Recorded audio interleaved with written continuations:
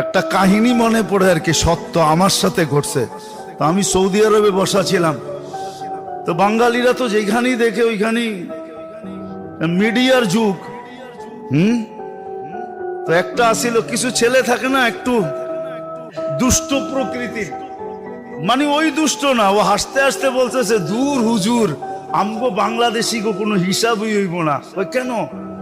কিয়ামতের দিন আল্লাহ জিজ্ঞাসা করবে, তোকে দেশ কই? কয় বাংলাদেশ। কইব যা, তোরা এমনি জান্নাতে যা, দুনিয়াতে বহুত কষ্ট করছ তোরা। এমন হাসি পাইছে আমার যে আসলেই তো দেখেন না, আমরা এয়ারপোর্টে যাইতে কত কষ্ট, আইতে কত কষ্ট, এইখানে কত কষ্ট, দেশে গেলে কত কষ্ট।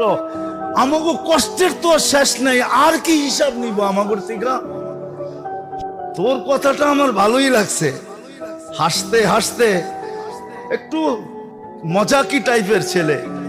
আমি বললাম যে না, তুই সুন্দর বলছ।